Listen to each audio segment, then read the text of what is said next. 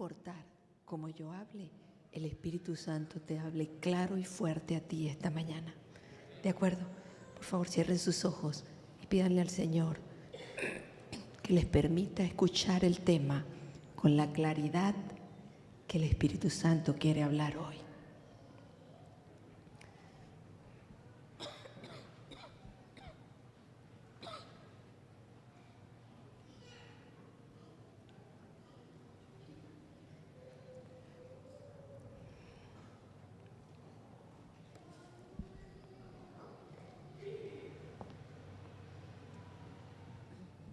Amén. Muy bien, y esta mañana yo quisiera que todos los que tienen Biblia de papel la saquen. Y si tienen un bolígrafo, lo saquen. Porque hoy vamos a rayar la Biblia, ¿ok? Hoy vamos a aprender en la Biblia. Si alguno tiene Biblia del teléfono y tiene la posibilidad de resaltar allí, también, ¿ok? ¿Cómo se titula el tema de esta mañana? ¿Cómo se titula? A ver. ¿No lo ven? Ven, póngalo. Ahora sí, una familia con el tiempo contado. Y yo quiero que revisemos una historia que seguramente ustedes conocen, pero vamos a verla desde otra perspectiva. Y es precisamente la historia de Moisés. Todos conocemos la historia de Moisés, ¿verdad que sí? Pero no vamos a pensar en Moisés. Quiero que pensemos en la mamá de Moisés, en Jocabed, ¿ok? ¿Cuántas mamás hay aquí hoy? Amén, qué lindo. Jocabed vivió en el siglo XVI antes de Cristo. Y yo quiero que tú pienses en la situación en que ella estaba. Jocabed queda embarazada justo en el momento en que el faraón dice que todo niño varón que nazca debe ser asesinado. ¿Qué creen ustedes que quería Jocabed? ¿Creen que quería ese embarazo? Sí. ¿Pero qué quería? ¿Qué esperaba ella? Que naciera una niña. Quería una niña, porque si nacía un varón, estaba condenado a muerte.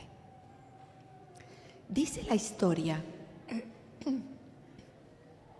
algunos registros históricos dicen que los romanos llevaban la cuenta de los embarazos en Israel y sabían cuándo en una casa iba a nacer un niño. Así que no fue una cosa que salieron todos los soldados un día y mataron a los niños, no.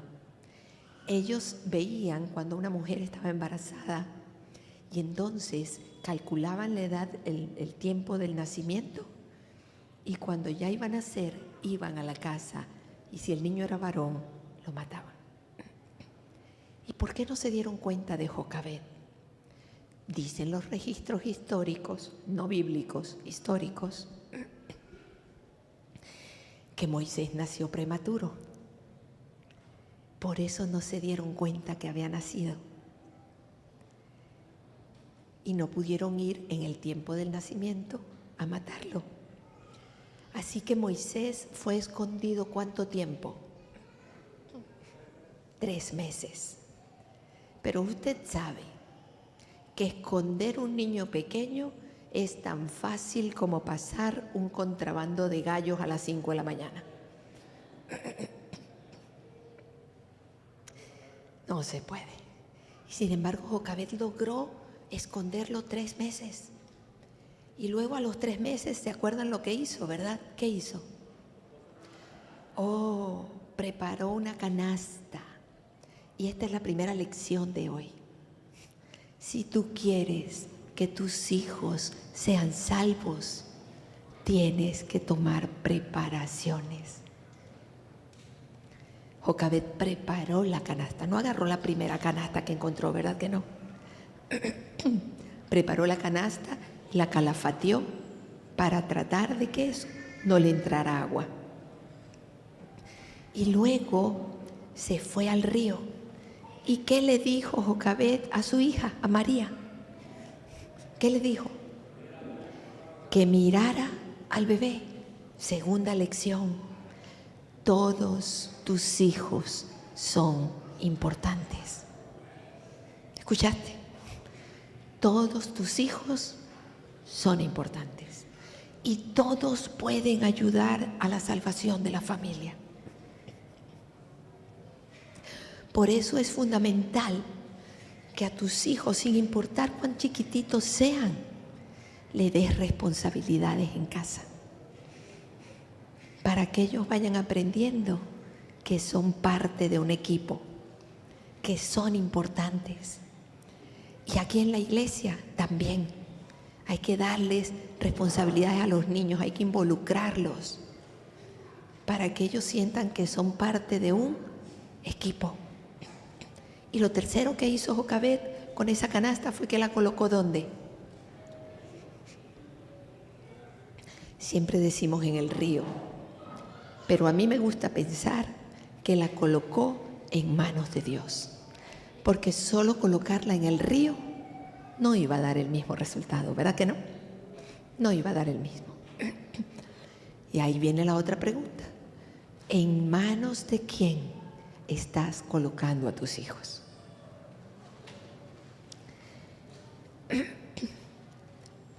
Luego recuerdan lo que pasó, ¿verdad? El río Dios llevó la canasta ¿hasta dónde? Hasta donde estaba la princesa. La princesa recoge la canasta y María, la hermana de Moisés, muy pilas, ¿verdad? Le dice a la princesa, ¿quieres que te busque una nana? ¿Y a quién buscó? A la mamá. Así que Moisés ahora le fue devuelto ¿a quién? A su mamá. Pero, ¿por cuánto tiempo? 12 años. Jocabed tenía 12 años para meterle entre ceja y ceja a Moisés quién era él. Porque 12 años más tarde iba a tener que entregarlo a un mundo completamente distinto. A un mundo que iba a influenciar en él también. A un mundo que podía hacerle olvidar quién era Dios. Tenía 12 años. Y yo quiero preguntarte a ti, ¿estás consciente que te pasa lo mismo? Que Dios te dio hijos para que en un breve tiempo esos hijos sean colocados en un mundo al que no pertenecen, que les va a enseñar cosas, que los va a influenciar.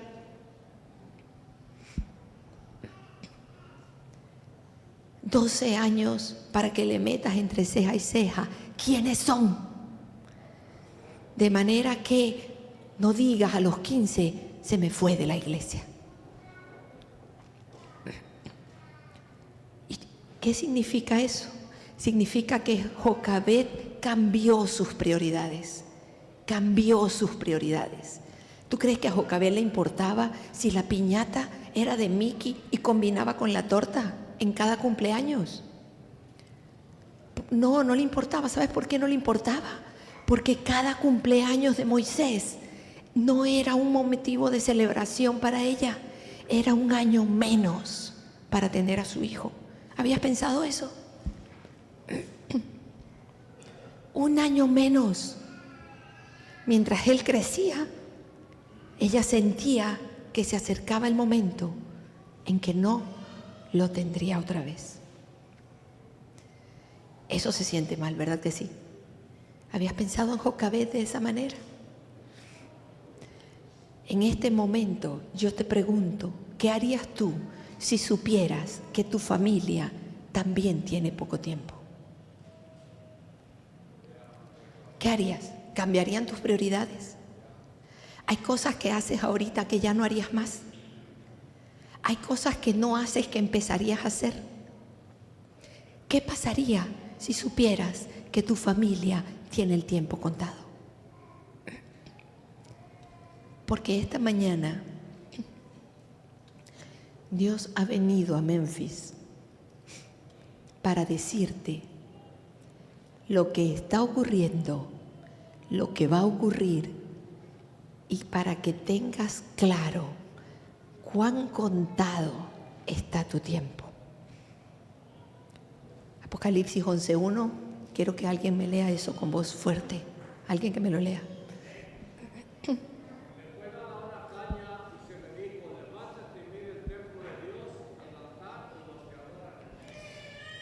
En este momento se están midiendo algunas cosas.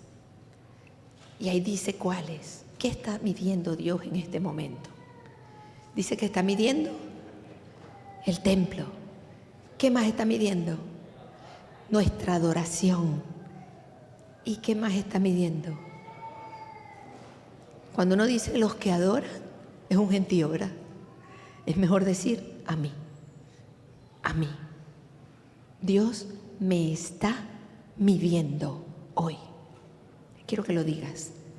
Dios me está midiendo hoy. ¿Cómo se siente eso? La iglesia, la familia y yo estamos siendo medidos ahora. Y tú y yo, que hemos estado mucho tiempo en esta iglesia, o que has estado poco tiempo en esta iglesia, siempre has escuchado la frase, Cristo viene. Amén. ¿Cuántos creen que Cristo viene? ¿Y cuántas veces no ha pasado por tu cabeza que falta mucho para eso? Que lo han dicho desde hace tanto tiempo, ¿verdad? Viene, viene, pero no viene. El Señor no dejó una fecha, pero nos dejó un GPS súper claro. Y yo quiero que tú hoy aprendas a leer ese GPS. Porque ese GPS que tú vas a leer es el que te va a permitir identificar qué tan lejos queda volver a ver a tu niña. ¿Qué quiero decirte? Hoy vas a salir de aquí sabiendo lo cerquita que está volverla a tener en tus brazos. El Señor vino a decirte, confía, todo va a estar bien. Y yo le quiero dar gracias a Yajaira. ¿Dónde está Yajaira? Que fue la que cantó. Se me fue. Porque lo que ella cantó fue la respuesta que Dios dio a mi oración. Grande es su fidelidad. Ahora, en una generación en conflicto, yo les he dicho esto toda la semana. ¿Qué les he dicho? ¿Qué dice la pantalla? Dios te escogió para...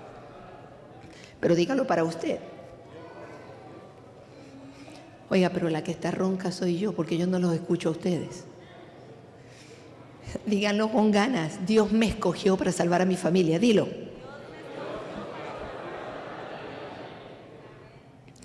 Así es. Y por eso Él quiere que sepas que tu familia tiene el tiempo contado. Contado. Vamos a abrir la Biblia en el libro de Daniel, capítulo 11. Daniel capítulo 11. Y ahora sí quiero que todo el mundo abra esos oídos y esos ojos lo más que pueda. Y si el de al lado usted ve que medio cabecea, codifíquelo para que atienda, porque el enemigo necesita que no escuches y Dios necesita que sí escuches. Daniel capítulo 11. ¿Ya lo tienen? ¿Lo encontraron?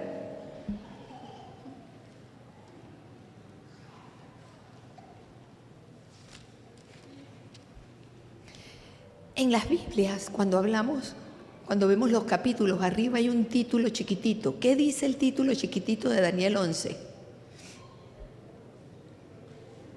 ¿Qué dice? ¿Los reyes de qué? Del norte y del sur. Muy bien. Y nosotros siempre pensamos que eso es como enredado, pero hoy no, hoy vas a ver que no es enredado. Una de las ventajas que tú y yo tenemos se llama Google. Porque todo lo que nosotros leemos aquí, que se lo dijeron a Daniel 600 años antes que naciera Jesús, todo eso, hoy, tú te metes en Google y ves cuándo pasó. ¿Comprendemos lo que quiero decir? Para nosotros es más fácil, porque para nosotros es historia, mientras que para Daniel era profecía. Reyes del norte y del sur. ¿Quién es el rey del norte? A ver, ¿quién es el rey del norte? Dios es el rey del norte.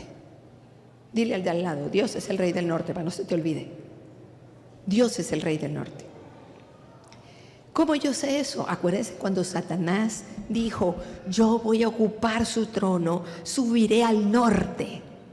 Porque en el norte estaba el rey del norte, que es Dios, ¿correcto? Y el rey del sur, el enemigo de Dios, ¿correcto? Pero en la tierra, la corona del rey del norte se le fue entregada a otra persona. Y ahí vamos a ver a quién fue. Miren lo que dice el versículo 2. Dice, ahora yo te voy a mostrar la verdad.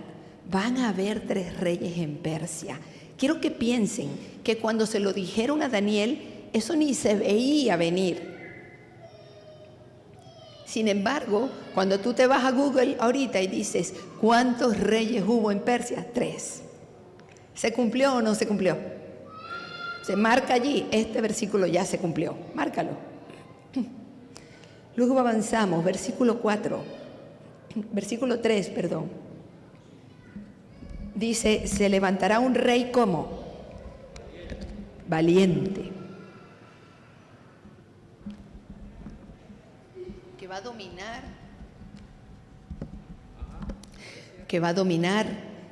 y que hará su voluntad y va a tener mucho poder y su voluntad.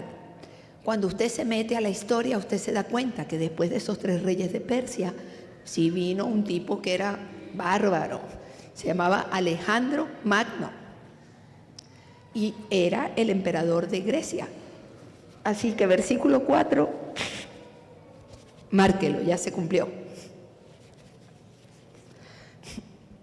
Y miren algo más interesante. Dice, versículo 4 dice, pero cuando se haya levantado, ¿qué le va a pasar a su reino? Se va a quebrantar. ¿Y qué más va a pasar? Y se va a repartir a los 4 vientos. Cuando usted ve la historia, usted, y sigue diciendo allí, pero no será para quiénes. ¿Tienen la Biblia o se durmieron? Dice, no será para quiénes. No será para los hijos. Muy bien. Cuando uno se va a la historia, uno se da cuenta que sí, Alejandro Magno tuvo hijos. No tuvo hijos. Por eso cuando iba a morir dijo, voy a repartir esto porque si no esto va a ser un despelote. Y lo repartió a sus 4 generales. La parte de arriba de su territorio se la dio a un general, la de abajo a otra, la de la derecha a otra y la de la izquierda a otra. ¿Se cumplió lo que decía la Biblia? Se cumplió. Pero nos vamos a quedar esta mañana solo con el que agarró lo de arriba y el que agarró lo de abajo. Los otros los vamos a ignorar, porque la profecía habla del norte y del sur, ¿correcto? Entonces, arriba, la parte de arriba del reino de Alejandro era Babilonia y Siria. Y la parte de abajo era Egipto. Así que ahora había un rey al norte y había un rey al sur. El del norte tenía un nombre feísimo, nunca se lo pongan a un hijo suyo. Se llamaba Seleuco. Y el del sur tenía un nombre todavía peor, se llamaba Ptolomeo. Entonces, voy a preguntar a ver si están pilas. ¿Quién es el verdadero rey del norte? Dios. Pero ahora, ¿quién era el rey del norte? El rey de Babilonia que se llamaba Seleuco. ¿Se dan cuenta? ¿Me van siguiendo? ¿Está enredada la cosa? ¿No? Ok. La corona del rey del norte, que era de Dios, ahora está en la cabeza del rey de Babilonia. Diga, loco, yo creo que me cambiaron la iglesia. Porque tengo una iglesia llena de mexicanos, de hondureños, de latinos, y esa gente habla con ganas. Y ustedes están ahí calladitos, no los reconozco. Esos amenes de la semana, quiero oírlos ahora. La corona del rey del norte era ¿de quién? De Dios. Y cayó en la cabeza del rey de Babilonia, Seleuco. Muy bien, ahora sí. Muy bien. Y ahora Seleuco hace una dinastía, así como Rocky 1, 2, 3, 4, 5, 500, igualito. Seleuco 1, Seleuco primero, segundo, tercero. Así que esa corona iba pasando de Seleuco en Seleuco, ¿está claro? Pero se mantenía en el reino de Babilonia, ¿cierto? Pero miren algo interesante. Cuando usted lea eso en su casa, se va a dar cuenta que a partir de ese versículo es pura peleadera. Porque el rey del norte siempre estaba peleando con el del sur por el territorio. Siempre. Cuando no empezaba la guerra la empezaba pero siempre estaban peleando. ¿Por qué peleaban? Por el territorio. Y cuando no peleaban, ¿saben qué hacían? Se casaban. Esta le daba una hija, una prima, una sobrina al otro para que estuvieran tranquilos un ratito. La cosa funcionaba. Y después que funcionaba, volvían a pelear. Así es la historia de esos dos reyes. ¿Ok? Fíjense lo que pasa, algo interesante en el versículo 17. La corona iba pasando de Babilonia, Babilonia, Babilonia, Babilonia, Babilonia, y de repente cae en la cabeza de un emperador distinto. Versículo 17, ¿lo ven? Cuando cae en la cabeza de este emperador, entonces el del sur dice, le voy a dar a mi hija para que se case con ella. Y agarró a la hija y le dijo, mire hija, usted se vaya a casar con este tipo, pero lo va a traicionar y me va a entregar el reino a mí. ¿Estamos claros? El plan está claro. La hija se fue con el plan clarito. ¿Ustedes saben cómo se llamaba ese emperador? Julio César. ¿Y cómo se llamaba la hija del otro con la que lo casaron? Cleopatra. ¿Sabían ustedes que la Biblia hablaba de Cleopatra y de Julio César? Pero miren lo que dice la Biblia. La Biblia decía que cuando la mujer se casara con él, que dice el versículo 17, no iba a tener éxito el plan, porque Dios ya sabía. Dios ya sabía. Así que la corona primero era de Dios, luego cae en Babilonia, ¿correcto? Babilonia, Babilonia, Babilonia, y luego cuando cae Julio César, ya no está en Babilonia, ya está en Roma, porque Julio César era emperador romano.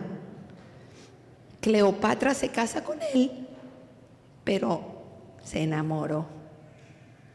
Se enamoró. Y usted sabe que mujer enamorada no le hace caso al papá. Así que Cleopatra hizo los planes de su papá. No. ¿A quién traicionó? ¿A Julio César o a su papá? Al papá. ¿Y quién había dicho que eso iba a pasar? Dios había dicho que eso iba a pasar así. ¿Pasó como dijo la Biblia? Amén. Marca el versículo 17. Se cumplió. Avancemos al versículo 36. Y aquí comienza algo interesante. Vamos a ver si estamos haciendo la secuencia. La primera corona del rey del norte, ¿dónde estaba? ¿En la cabeza de quién? De Dios. Muy bien, me están siguiendo. Y después de Dios pasó a la cabeza de quién? Babilonia. Y siguió Babilonia, Babilonia, Babilonia, Babilonia. Y luego cayó ¿dónde? Roma. Muy bien. Entonces Dios, Babilonia, Babilonia, Babilonia, Babilonia, Roma. Y luego en el versículo 36 dice que iba a volver a cambiar de cabeza la corona. Y que ahora iba a caer sobre alguien que iba a ser muy poderoso. Y que iba a hablar mal de Dios. Y que se iba a hacer súper fuerte. Y nosotros nos vamos a la historia y decimos, después de Julio César, ¿dónde cayó la corona? En el papado. Fíjese que estoy diciendo el papado, no el papa. El papado es todo un sistema, ¿ok? Pero seguía siendo Roma, ¿cierto? Ahora empieza lo interesante, porque en el versículo 40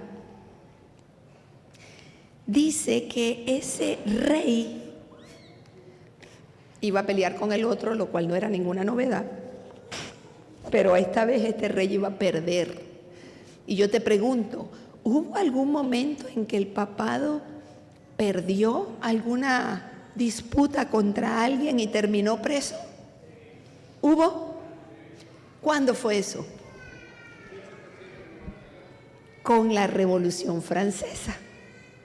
Con la Revolución Francesa, el Papa estuvo preso. ¿Se cumplió el versículo 40? ¿Se cumplió? Márquelo, se cumplió.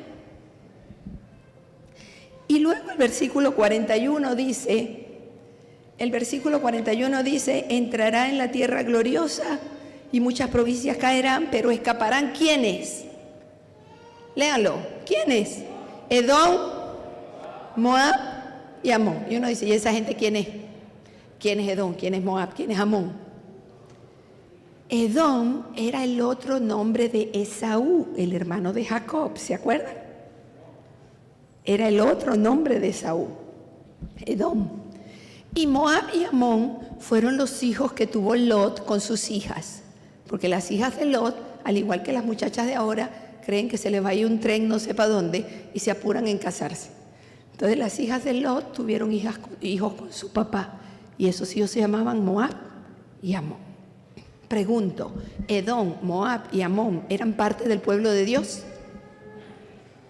Claro, estoy diciendo que eran sobrinos de Jacob. Eran sobrinos nietos de Abraham.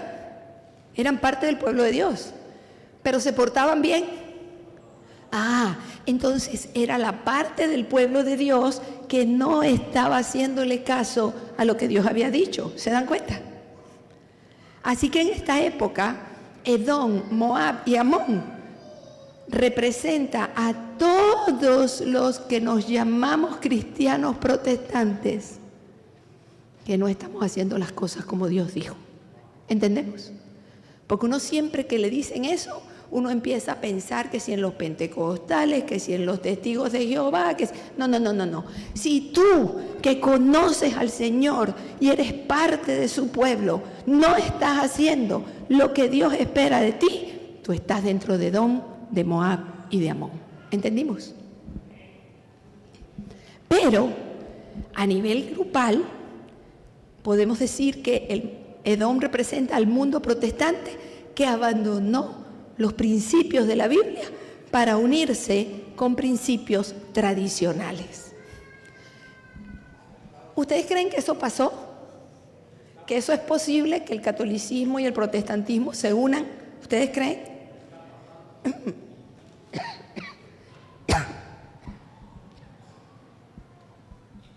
9 de enero de 1984. 9 de enero de 1984. ¿Cuántos habían nacido ya? Hay un gentío aquí que no había nacido en esa época. En ese momento se firmó un acuerdo entre Estados Unidos y el Vaticano. Y usted dice, ¿y eso qué tiene que ver? Se lo voy a explicar. ¿Cuál es la religión oficial de México? ¿Cuál es? Catolicismo. ¿Cuál es la religión oficial de Venezuela? El catolicismo. ¿Cuál es la religión oficial de Colombia, de Ecuador? El catolicismo. ¿Cuál es la religión oficial de Estados Unidos? Protestantismo. Protestantismo. De manera que este país es el mayor representante del protestantismo en el mundo. ¿Se dan cuenta? Y cuando el Vaticano, que es el mayor representante del catolicismo en el mundo, firma un acuerdo con Estados Unidos, se cumplió el versículo 41. Márquelo. Se cumplió en 1984. ¿Qué les parece? ¿Bien hasta aquí? ¿Vamos bien? ¿Me estoy explicando? Y entonces el versículo 42 dice... Alguien que me lo lea, por favor, en voz alta, versículo 42. Lee.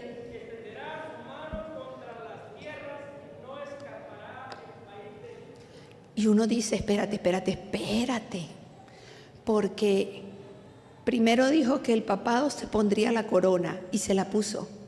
Luego dijo que el papado trataría de alcanzar al protestantismo y lo alcanzó. Ahora dice que el papado va a tratar de alcanzar a Egipto. ¿Quién es Egipto?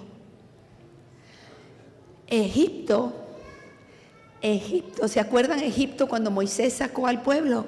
¿Se acuerdan que el faraón decía, ¿quién es Jehová para que yo le haga caso? ¿Se acuerdan? Egipto es todo aquel que no reconoce a Dios. Egipto es el bloque ateo del mundo. ¿Estamos claros? Es el bloque ateo del mundo. Díganme países que pertenecen a Egipto. Corea del Norte, Rusia, todos los países comunistas. Porque el comunismo no reconoce al Señor. ¿Comprendemos? China. Y el versículo dice que el papado trataría de alcanzar a Egipto.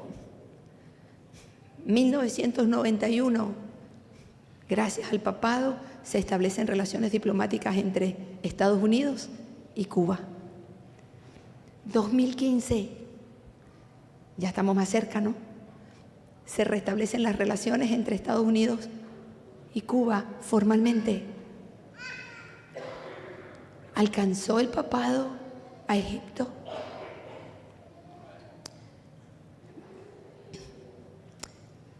En el año 2015, aquí en Filadelfia, se fundó el movimiento Together.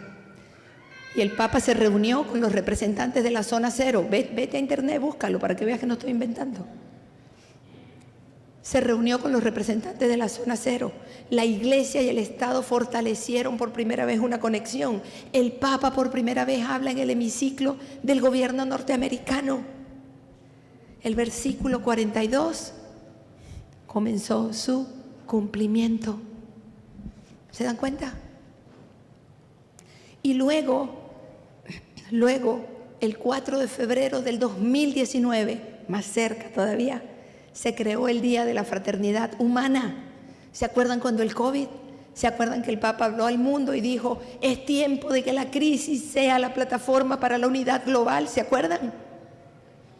E invitó que todas las iglesias vuelvan a unirse. ¿Se acuerdan de eso? 2021, en plena pandemia. Versículo 42 se cumplió. ¿Qué dice el versículo 43? Alguien que lo lea en voz alta. Se apoderará de los tesoros de oro y plata y de todas las cosas preciosas de Egipto y los de Libia y de Etiopía los seguirán.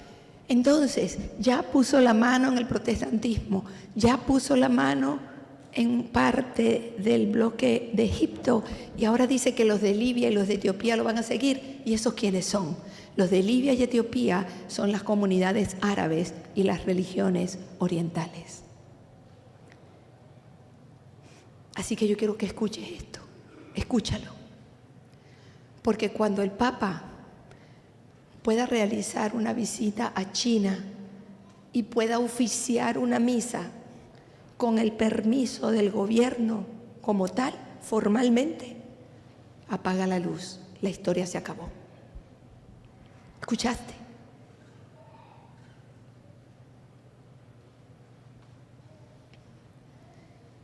Y uno dice, bueno, pero para que vaya a China falta. Yo quiero mostrarles el periódico que salió hace 2 años, el periódico del Vaticano, el 13 de septiembre de hace 2 años, el titular que dice. ¿Qué dice el titular?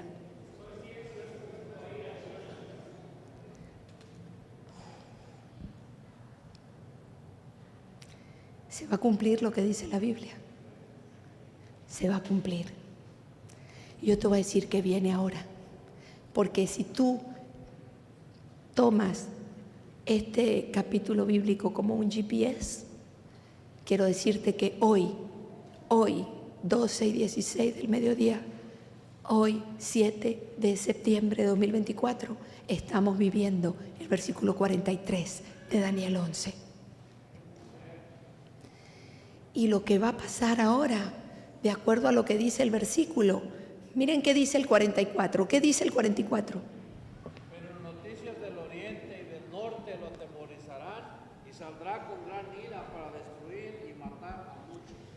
Noticias del oriente y del norte van a atemorizar ¿a quién? Al que tiene la corona del rey del norte. ¿Sí se dan cuenta? ¿Y qué noticias son esas? ¿Qué noticias van a atemorizarlo como para que se enfurezca y salga a perseguir a la gente? Yo te voy a decir qué noticias. El Espíritu Santo se va a derramar sobre su pueblo, sobre el pueblo de Dios. Y cuando el Espíritu Santo se derrame sobre ti y sobre mí, tú y yo saldremos con poder como nunca antes. Y ese poder será para decirle a la gente: Cristo está volviendo. Y cuando nosotros de verdad entendamos eso y comencemos a entenderlo, a predicarlo, a vivirlo en nuestros hogares, se atemorizará el rey del norte. Esa predicación fuerte que tú vas a hacer, que yo voy a hacer, es lo que se llama el fuerte pregón. Eso es lo que va a atemorizar al rey del norte. Y se va a atemorizar tanto que querrá callarnos la boca. Y sí, será un pequeño tiempo de angustia. Por eso sabemos que el 44 no ha comenzado. No ha comenzado porque tú y yo todavía no estamos clamando que el Señor viene. Pero pronto será derramado el Espíritu Santo sobre nosotros. Y saldremos a decir eso con todo el poder, con toda la fuerza. Y yo quiero que entiendas algo. Quiero que entiendas algo. Cada momento cuenta. Cada momento cuenta. Porque lo que viene después dice, mira lo que dice, versículo 45. Llegará a su fin y no tendrá quien le ayude. Y luego en el capítulo 12 comienza a decir que sí va a haber un tiempo de angustia, pero en aquel tiempo será libertado tu pueblo, todos los que se hayan inscritos en el libro de la vida. Y yo sé que tú, porque a mí me pasó mucho, te imaginas el libro de la vida, algo así como un libro con un listado de gente, te lo imaginas así, ¿verdad? Como que hay un poco de gente ahí nombrada y uno dice, ¿estoy metido o no estoy metido? Así no es el libro de la vida. Porque el libro de la vida es el libro de la vida del Cordero. Lo que significa que es un libro que describe la vida del Cordero. Y en ese libro puede decir en ese libro, y el 7 de septiembre de 2024, Jesús se encontró con Rommel en Memphis. Y Rommel está escrito en ese libro, porque tuvo un encuentro con Jesús. ¿Se dan cuenta? Está narrando la vida del Cordero. Y cuando narre la vida del Cordero, allí seguramente en alguna página Albertín dirá, cuando te encontraste con Jesús y cómo viviste con Él, cómo disfrutaste su compañía. ¿Te das cuenta? No es un libro de pasar asistencia, es un libro que cuenta tu historia con Cristo Jesús. Por eso aparece tu nombre.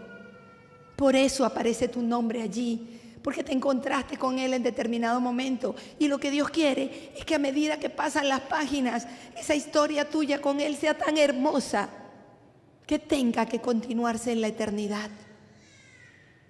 Por eso dice la Biblia, los que se hallen inscritos en el libro de la vida.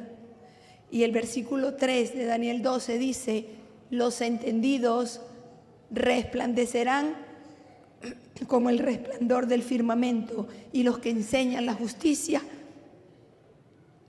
a la multitud como las estrellas a perpetua eternidad.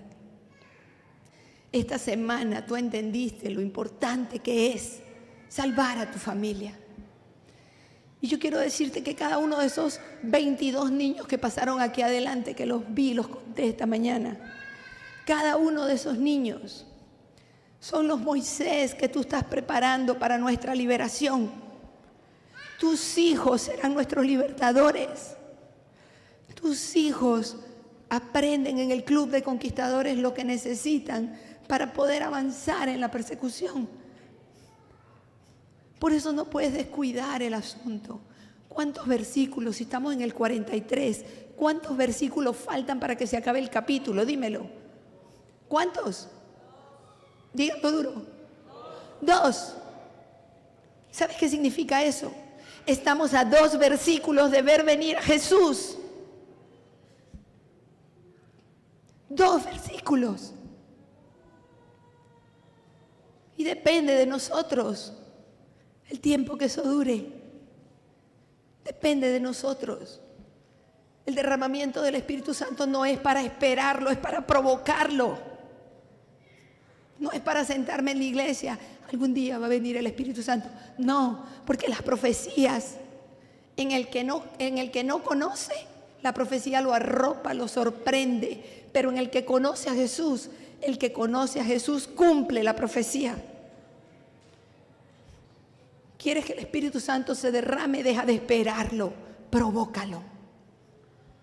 Y provócalo entendiendo que el tiempo se acabó. Asegúrate de estar inscrito en el libro de la vida. Asegúrate de tener una relación con Jesús, que los ángeles registren en ese libro. Asegúrate de entender, porque a partir de hoy, 7 de septiembre de 2024, recuerda esta fecha, 7 de septiembre de 2024, a partir de hoy tú eres un entendido. Porque sabes lo que ha pasado y lo que va a pasar. No juegues más.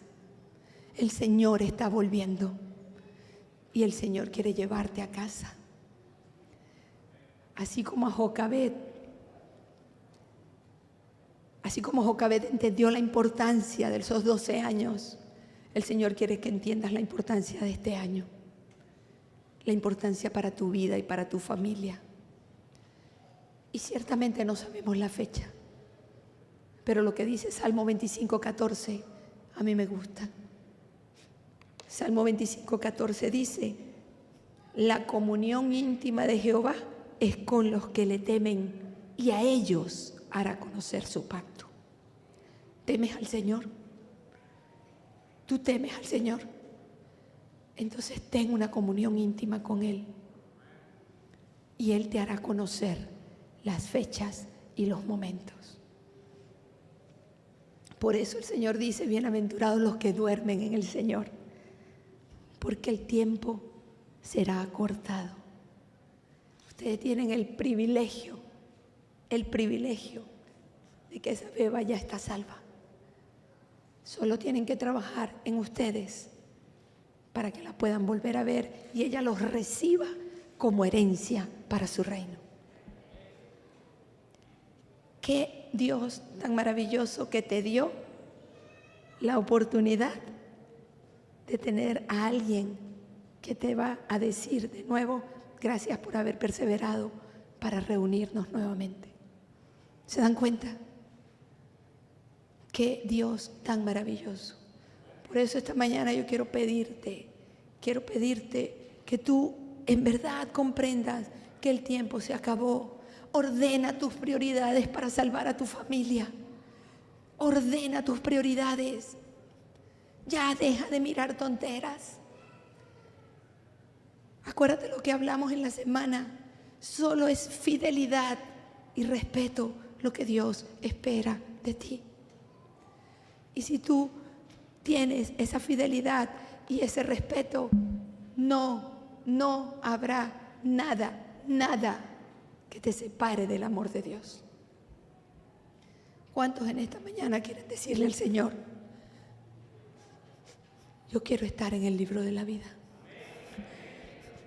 Yo quiero estar en el libro de la vida. Si alguno aquí no se ha bautizado, yo quiero decirte que hoy el Señor te llama no a un bautismo nada más. Te llama a formar parte de un pueblo, de un ejército, porque Dios cree en ti. Así que si no te has bautizado y quieres que hoy comience tu historia en el libro de la vida, yo no te voy a bautizar, yo no soy pastor, pero yo te pido que te coloques de pie y le digas al Señor: yo quiero comenzar contigo mi historia hoy. Si no estás bautizado, colócate de pie allí donde estás y dile, yo quiero comenzar mi historia contigo hoy. Y si sí estás bautizado, pero sabes que la historia que se ha escrito en ese libro te ha puesto como el hijo pródigo. Si sabes que ahí decía, y se encontró con Jesús, pero luego quiso su herencia y está ahorita vagando entre cerdos. Yo quiero que te coloques de pie y le digas, regrésame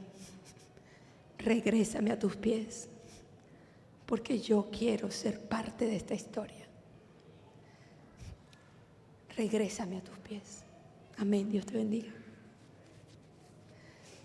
Yo les voy a decir algo. A la gente les encanta el fútbol, ¿verdad que sí? A la gente le gusta mucho el fútbol. ¿Qué pasaría? ¿Qué pasaría si tu equipo, ¿cómo es tu nombre? El que tiene los brazos. ¿Cómo? Isaac. Isaac, ¿qué pasaría si tu equipo favorito va a la final y a ti te regalan los boletos para ir a ver esa final en donde sea? ¿Irías? Claro que irías. Pero los boletos que te regalaron tocaron allá pegado de la reja arriba en la grada. ¿Irías de todas maneras? Sin dudar irías, ¿verdad que sí? ¿Y qué pasaría, Isaac, si el capitán del equipo de pronto pide tiempo cuando faltan 5 minutos para que se acabe el partido? Están ganando 10-0. O sea, no hay manera de perder. No hay manera de perder. Y el capitán para el tiempo y voltea hacia las gradas y de pronto te mira y te dice, tú, ven acá. ¿Bajarías? Sin pensarlo, dice Isaac.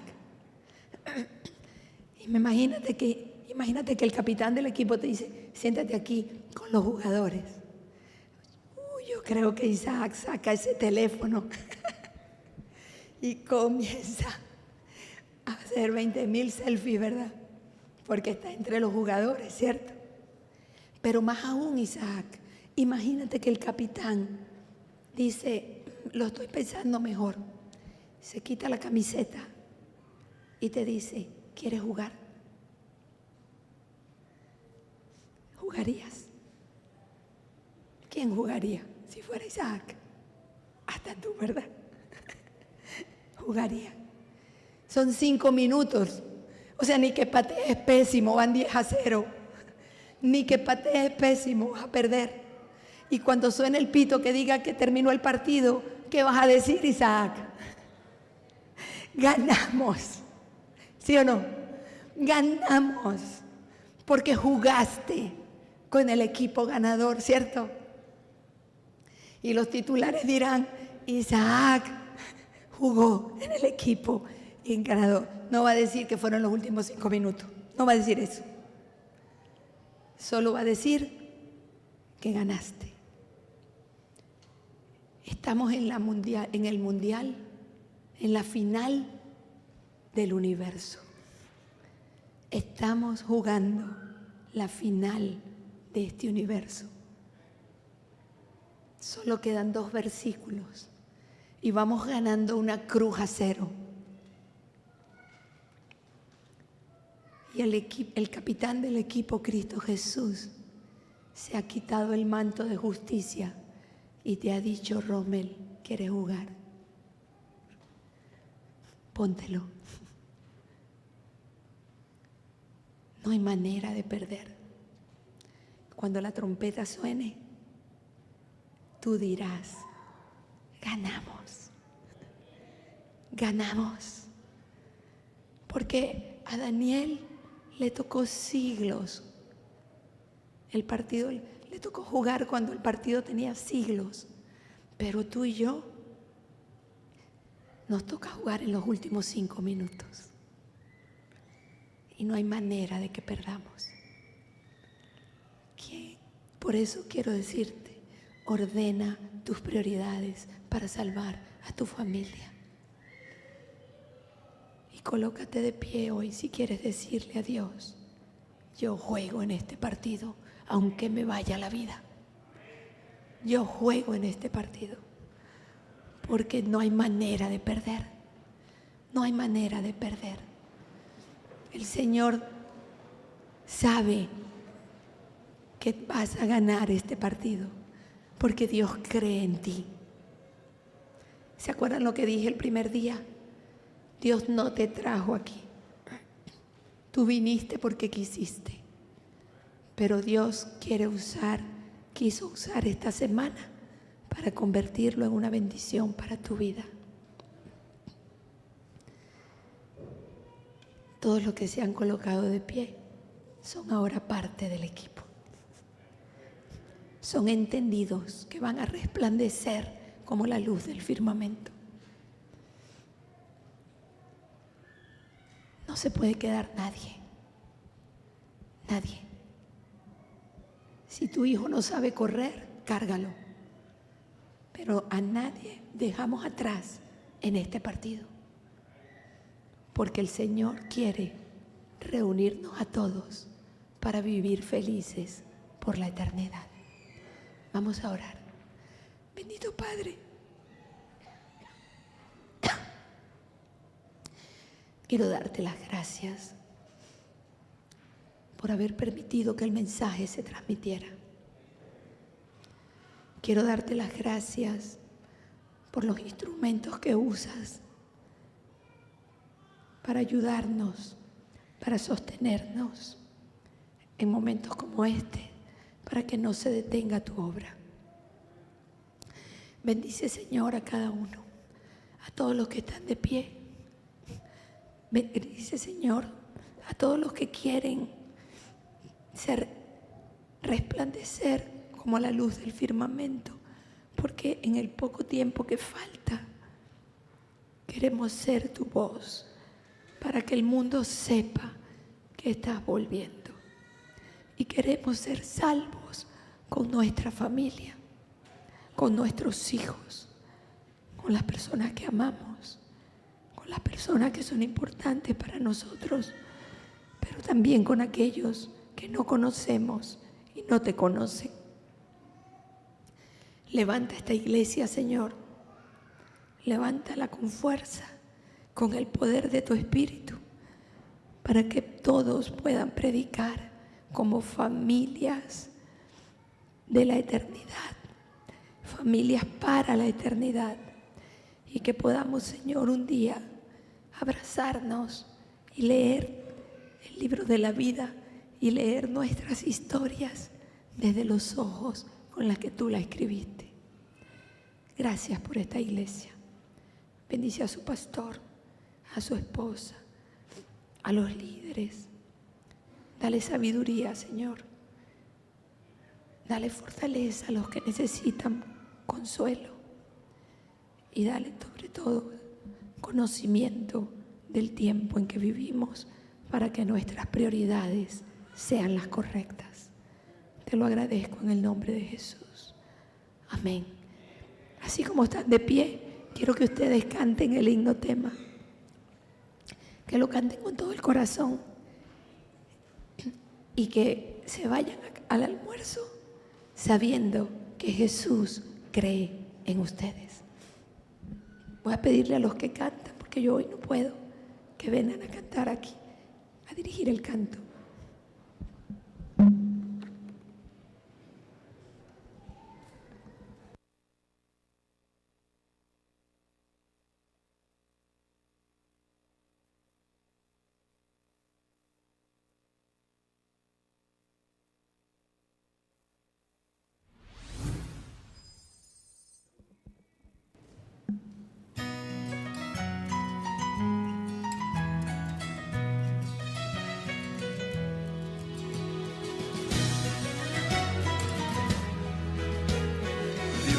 Está buscando familias que Vamos, familia, como lo van a hacer en el cielo.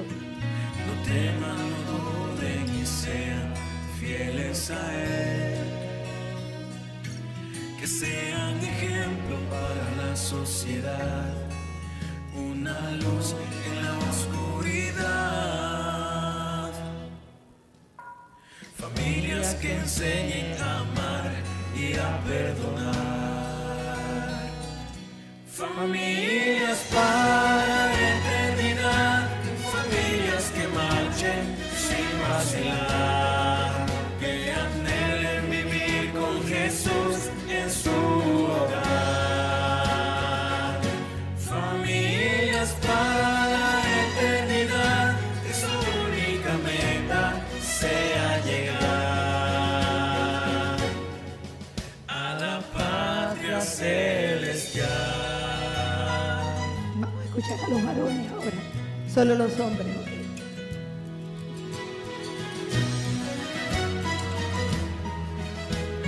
Dios está buscando familias que deseen con su corazón vivir con Él. Ahora las mujeres. Familias valientes y fieles que en la batalla no se dobleguen, que tengan en todo momento a Cristo presente. Familias para la eternidad, familias que marchen sin vacilar, que anhelen vivir con Jesús en su hogar. Familias para la eternidad, que su única meta sea llegar a la patria celestial. Familias para la eternidad, familias que marchen sin vacilar, que anhelen vivir con Jesús en su hogar. Familias para la eternidad, que su única meta sea llegar a la patria celestial. Familias para la eternidad.